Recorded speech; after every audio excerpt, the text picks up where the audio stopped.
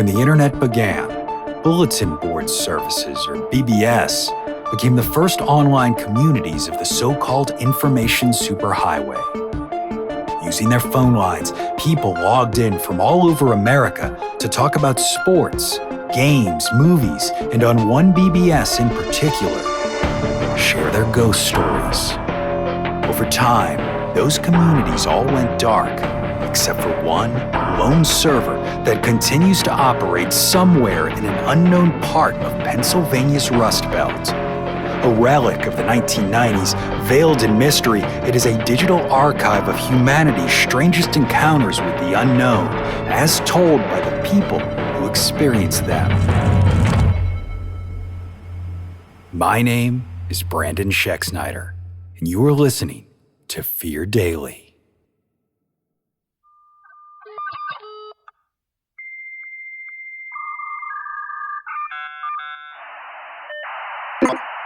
Subject: The Cornfield. User: Joe1GR33R. Posted April 27, 1998.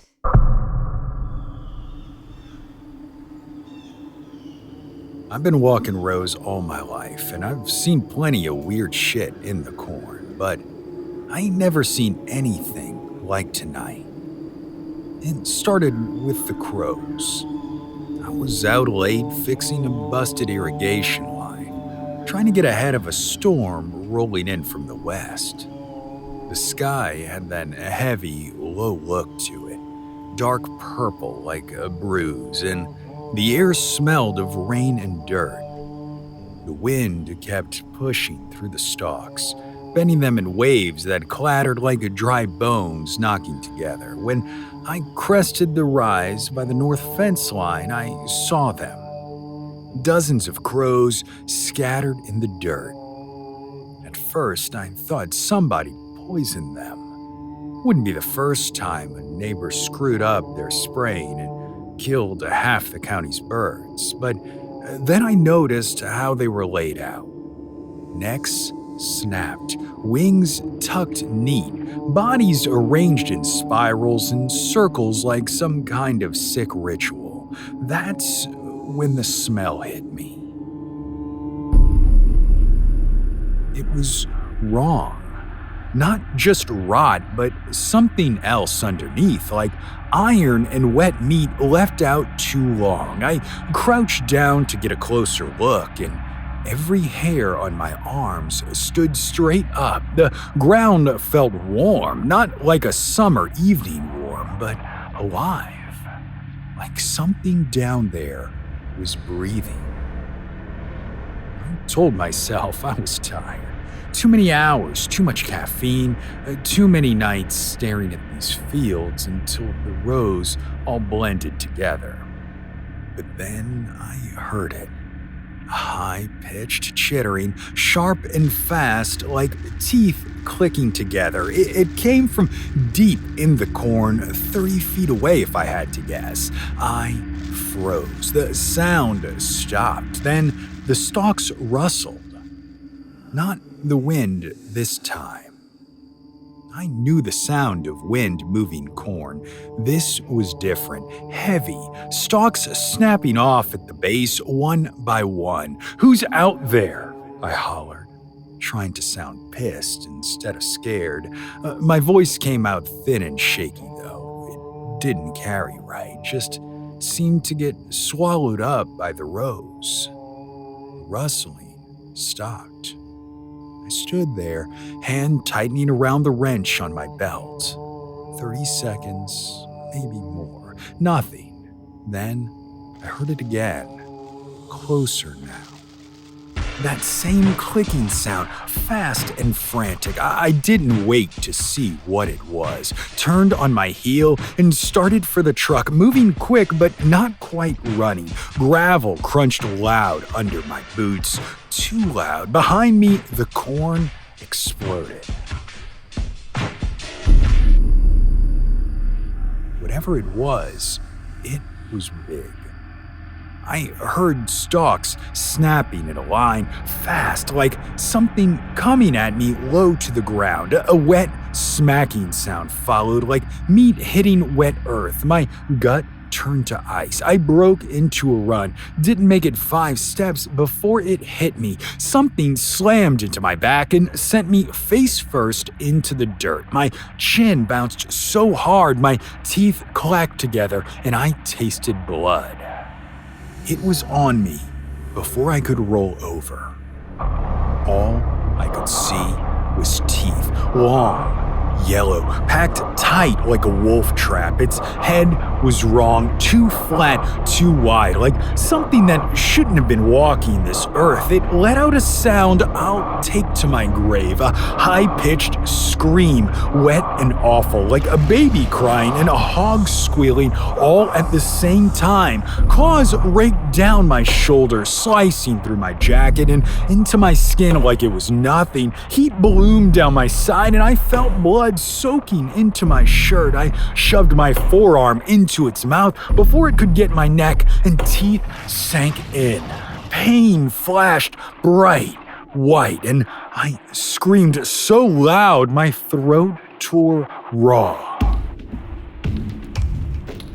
With my free hand, I grabbed a fist full of dirt and shoved it into where its eyes should have been. It jerked back just enough for me to slam both my boots into it. My heel hit something soft, and the thing let out another horrible squeal. Jerking sideways, I scrambled to my feet, arm bleeding, vision swimming. I didn't think, didn't plan, just ran.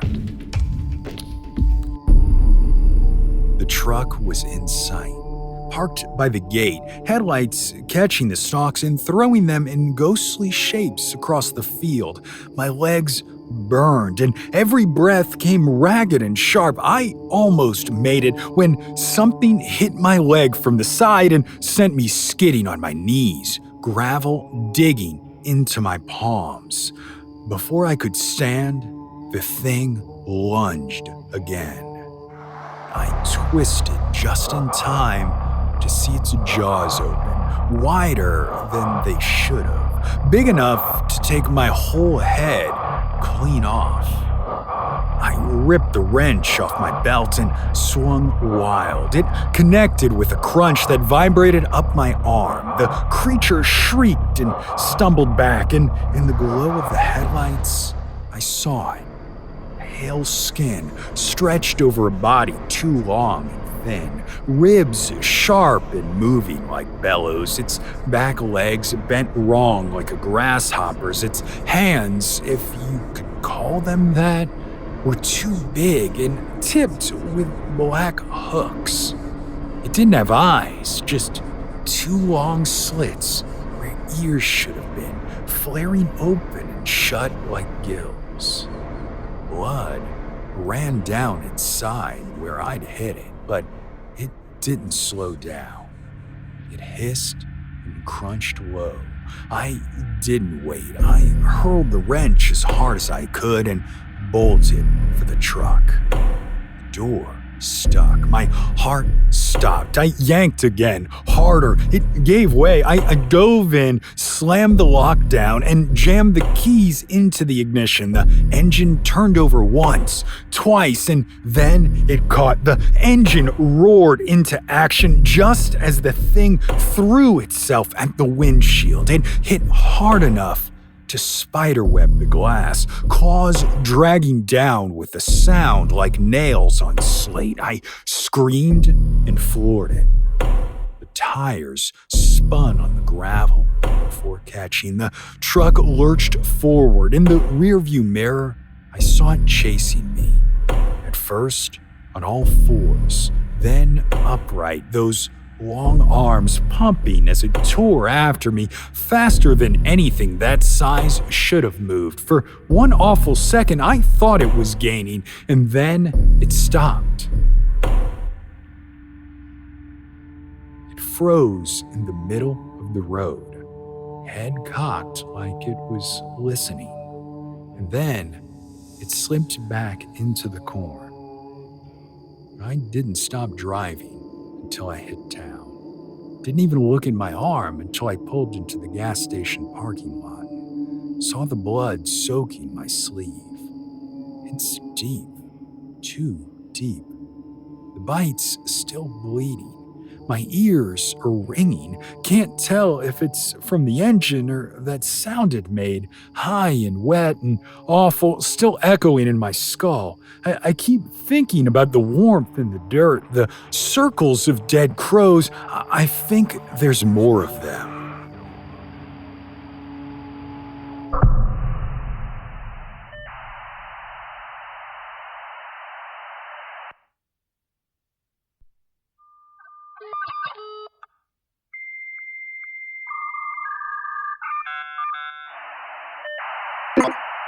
Subject, the factory. User, F1R3Fly01. Posted, August 18th, 1997. I was sitting there in my car at the edge of the lot, watching as people entered the building. Some were smiling, some were grumpily holding coffee cups, others chatting with their coworkers, and that's when it hit me. Maybe, just maybe, everything I had been through to lead me here, to this place, this time, ready to commit this act, was wrong. It started 3 weeks ago. At first, it was just flashes in my sleep. Faint sounds of metal grinding, air heavy with smoke, a figure standing in the corner of the room watching me with dark, wet hair plastered across her face. She didn't speak, she didn't move, but I knew it was her. I'd have known her anywhere. My wife. She had died 2 years ago after a horrible bout with cancer, and yet there she was back again, waiting for me in the shadows every time I closed my eyes. My heart broke when I saw her, but I didn't think it was anything other than my brain pulling from the same deep well of grief I'd been swimming in since we said goodbye. The second night, though, that was different. I could smell something burning. I could hear coughing somewhere far off, dozens of voices, ragged and panicked. By the fifth night, she started whispering. The sound was like a melodic static echoing out of a loudspeaker, words just out of reach. I woke in a sweat, gasping for her with their voice still rattling around in my head. I couldn't shake the sense that she was trying to tell me something. And then, on the eighth night, I finally heard her speak. Something's coming. Her face was pale now, her lips split and bleeding. She showed me things, horrible things, men gasping for air, clawing at their throats as black smoke poured from their mouths, a vast gray factory with row after row of machines grinding endlessly, filling the air with soot and screams, children lying on the concrete floor, their small chests rising and falling slower and slower until they stopped moving, and then her voice again, this time sharp and clear. You can stop it, but you have to act.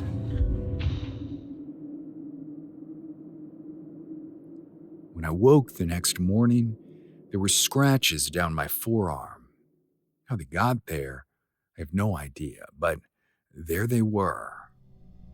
That night, I stayed awake as long as I could, drinking coffee well into the evening, so much my hands shook while I paced in my one-bedroom apartment.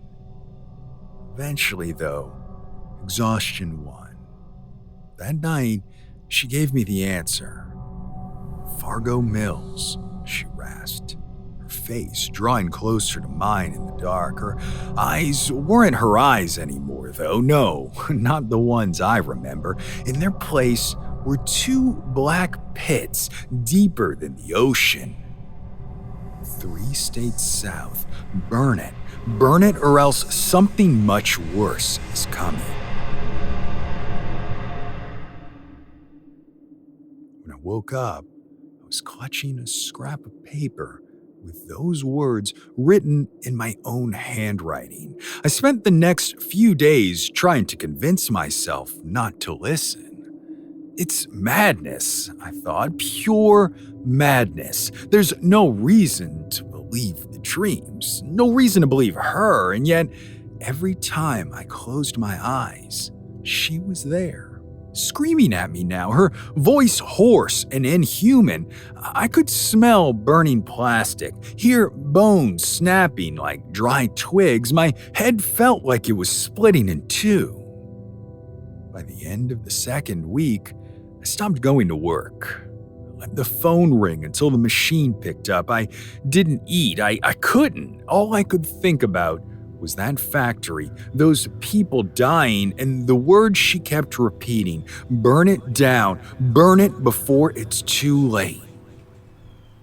What was going to happen? I don't know, but if it was worse than what I saw in those dreams, then, well, I packed my bag. I drained what little savings I had left, filled the tank, and drove south. That's how I ended up here, sitting in my car on a cracked asphalt lot outside a squat concrete building. The sign out front says Fargo Mills. It looks nothing like the place in my dreams. There's no black smoke pouring from the windows, no bodies on the floor, just workers arriving for the morning shift. A young man with foam headphones dangling from his Walkman, a middle-aged woman fumbling with her keys while balancing a coffee cup and lunch bag. Two guys in flannel jackets joking as they walk through the door. They all look alive, healthy, normal. And for the first time in weeks, a thought cut through the static in my head. What if that wasn't her? What if the thing in my dreams isn't my wife at all? What if it's something else, something darker, wearing her face, using her voice to push me toward this? I glanced at the passenger seat and took a deep breath while staring at the Molotov cocktail I made before leaving the motel. It sat there like a coiled snake, the rag wick already damp with gasoline. If I light it and throw it through the factory window, there's no going back. But if I don't, what if the dreams are real? What if something far worse is going to happen? What if this factory is the cause? I don't see children here like in my dreams, so what if I'm actually saving those kids? I close my eyes and see her face again. She's smiling now, but it's not her smile. "You'll regret this," she whispered, voice cracking like dry wood. My fingers tightened on the steering wheel. The sun was rising.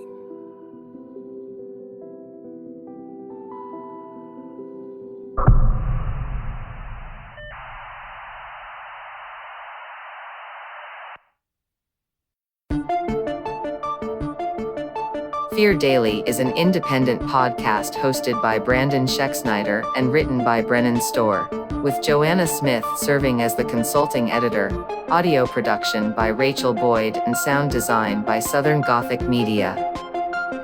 This podcast is a work of fiction. Names, characters, places, and incidents are either products of the author's imagination or are used fictitiously. Any resemblance to actual persons, living or dead, or to real events or locations, is entirely coincidental. Ad-free versions of Fear Daily are available now on your favorite podcast apps. For more information, visit feardaily.com. But move fast, before the server goes offline.